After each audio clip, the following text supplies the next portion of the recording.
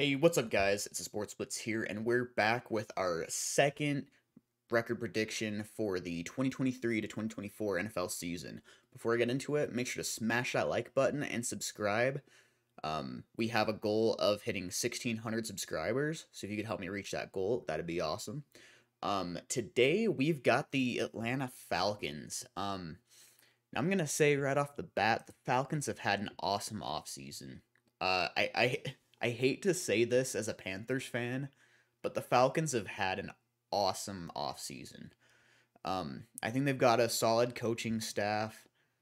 Um, Honestly, I was really worried the Falcons were gonna get Bijan Robinson, and that's exactly who they got. So, yeah, that was great. I really like the additions of Calais Campbell, picking up Jesse Bates. Those were really big. Um, I just thought they had a really good offseason altogether. And honestly, I think they could very well compete for an NFC South title. So let's go ahead and get on into the record prediction. Week one, we have a home game against the Carolina Panthers.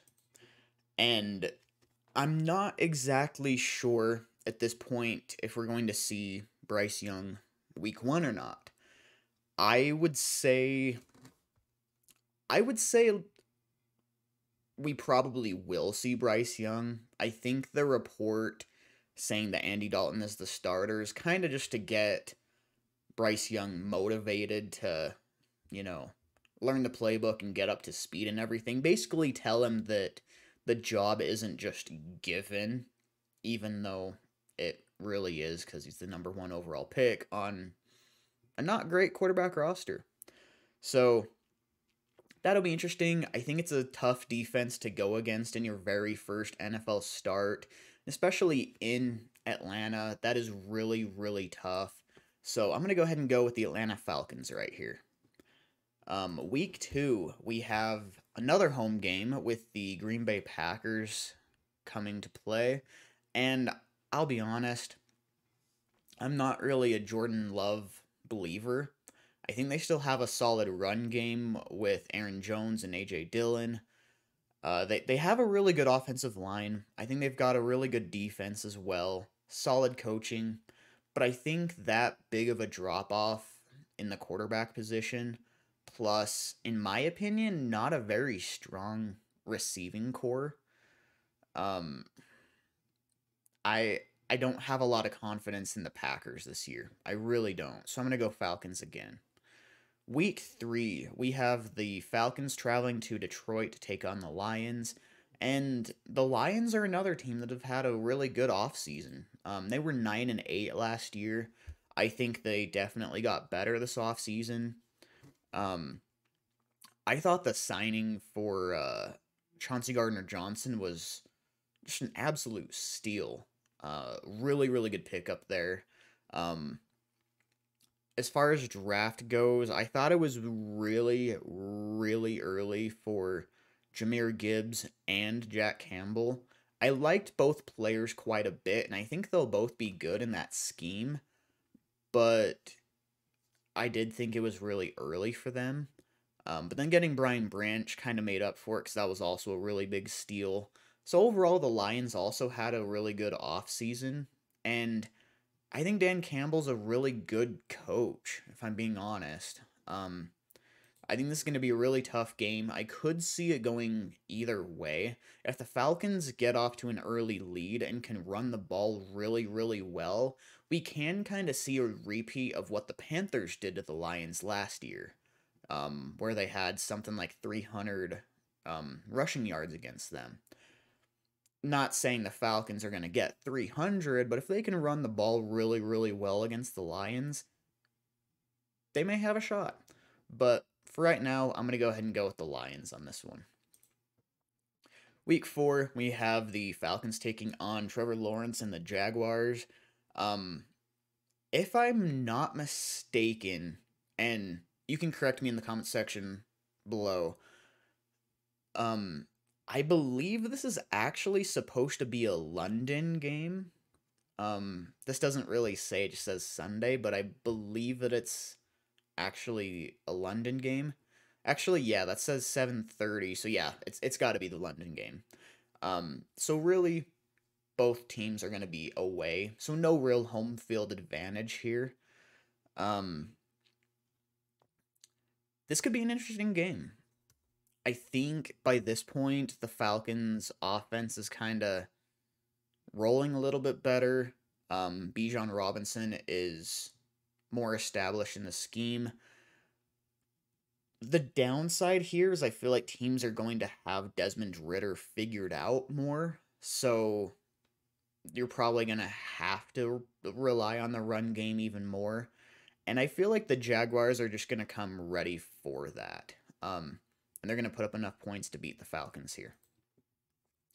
But going to week 5, we got a home game against the Texans.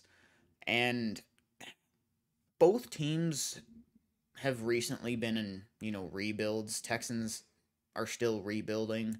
Falcons are a lot farther along. I think the Falcons are just a much better team. So I'm gonna go Falcons here. I'm not gonna take much time on that one. Week 6, we have the Commanders traveling to Atlanta for that game, and I mean, I'm not exactly sure what to think of the Commanders because I still don't know what Sam Howell is gonna be. None of us know what Sam Howell's gonna be. They do have a really, really, really good receiving core. I think they'll have a solid running game with Brian Robinson, solid defense. There was a report that Chase Young could get traded, possibly even Montez Sweat as well.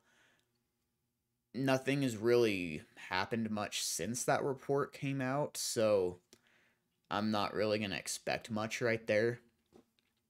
Overall, I would probably take the Falcons with the home field advantage here. I think the Falcons are still a slightly better team and have a good O-line, so they can block Chase Young and Jonathan Allen and Deron Payne and Montez Sweat really well. So then we have the Falcons traveling to Tampa to take on the Bucks, and I'm gonna just put it out there. I think the Bucks are the worst team in the division right now. I'm not gonna debate it much. Bucks are the worst team in the division. Honestly, I'm debating on if the Bucks can sneak one against the Falcons or if the Falcons are going to sweep them. I will say for this matchup down here, week 14, I'm going Falcons either way. I'm trying to decide if I think the Bucks can sneak one at home against them though. It's tough. I mean, I feel like the Falcons usually play the Bucks pretty well, but can never really finish the game and get the win.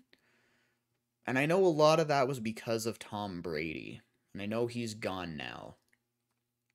This is truly a tough one for me, and I'm probably going to change my mind about 12 different times before the season. I think right now I'm going to go with the Bucks just because of how the last few years have gone in their matchups. But once again, I could easily see the Falcons taking this one. I really can. Then we have the Falcons taking on the Tennessee Titans. And I don't know. I think the Titans are a pretty well-coached team. And obviously they've got Derrick Henry. But I wasn't a huge fan of Will Levis, to be honest. In my opinion, I thought he was honestly, I thought he was a Sam Darnold that was more willing to run. That's that's really what I thought of Will Levis.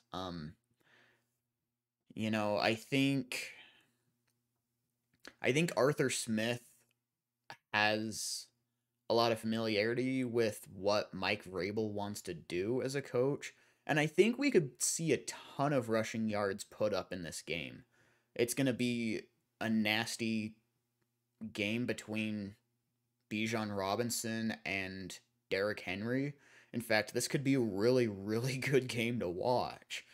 Right now, I'm kind of leaning Falcons. I'm going to go Falcons right here, defeating the Titans. Then we have week 9, the Minnesota Vikings playing the Atlanta Falcons. Um, the Vikings are a team that I didn't really see much happen with this offseason. Maybe I'm missing something huge, but I feel like the Vikings haven't really had a great offseason. I thought they had a really good undrafted rookie free agent, um, you know, draft free agency, whatever you want to call it. They signed some good free agents there. But nothing in their draft really sticks out to me. I thought Jordan Addison. I think Jordan Addison will be good, but not great. I mean, I would easily take Quentin Johnston, Zay Flowers, um, and Jackson Smith and Jigba over him. So I don't think the Falcons had, or the Vikings had a great offseason there. Man, it feels weird predicting the Falcons do this well, but I I really see the Falcons winning this game. Plus, the rumors are as strong as ever that Dalvin Cook isn't going to return to the Vikings. There's rumors that he's going to get cut or traded. So, yeah, we'll have to see what happens with that. Then we have so the reason that week 10 is already selected is because my last prediction was the Arizona Cardinals. Make sure to check that out, by the way, if you're curious. I do have the Falcons beating the Cardinals. I think the Cardinals are the worst team in the NFL right now. Didn't really have to think much of it right there. So then coming off a bye, I will say this right now. I do think the Falcons will split with the Saints. So I'm just going to make it easy and just say they win in their respective stadiums. So there we go, right there. I should have said this earlier. I do think the Falcons will also split with the Panthers. So overall, the Falcons have a 4-2 divisional record. They or did I? Sorry, 3-3 divisional record. Again, I could see them beating the Bucks, like sweeping them, but right now I'm gonna say the Bucks win at home. Um, but yeah, I'm gonna say 3-3 in the division right now, but I could very well see them sweeping them. Then we have them taking on the Jets. I think the Jets are coming into a year that they're gonna be a different type of competitive. Um, I mean, really, aside from Aaron Rodgers, there weren't any real like crazy big offseason additions, but going from Zach Wilson and Joe Flacco and shoot, I don't even remember that other quarterback's name. Mike White. Going from them to Aaron Rodgers, that's a pretty big change, pretty big upgrade. So it's hard to see the Jets doing worse than last year. And I think they have a good defense and everything as well. I'm going to go ahead and go Jets here. I think they stop the run really, really well. So, going to go ahead and take the Jets. As I mentioned, splitting with the Bucks and the Panthers. So, jumping clear down to week 16, we have the Colts at the Falcons. And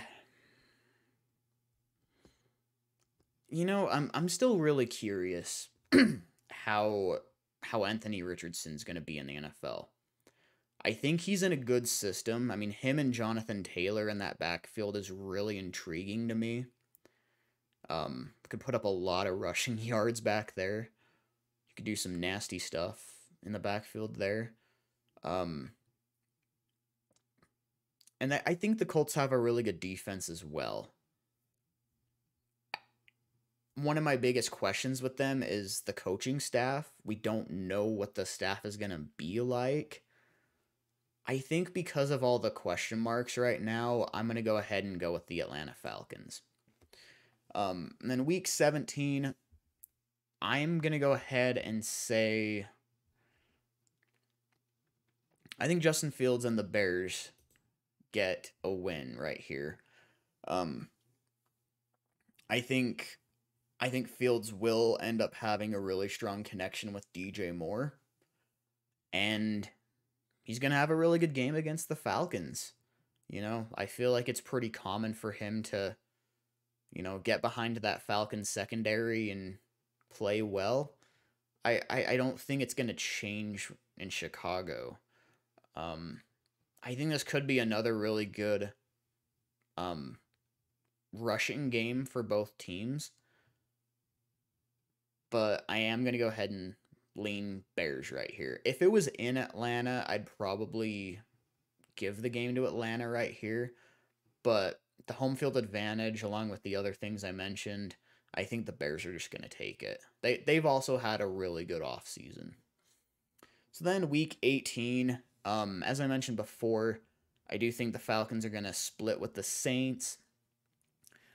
I mean, I don't think there's anything too crazy scary about the Saints. I mean, they've got Derek Carr. If he can stay healthy, there's Michael Thomas. There's obviously Chris Olave. There's Alvin Kamara, who's definitely slowed down a lot the last couple of years. Um, so yeah, the Saints have slowed down quite a bit. I don't think they're super scary this year, but they also play the Falcons really, really well every time they play. And looking at both teams, I don't see any way that either team sweeps the other.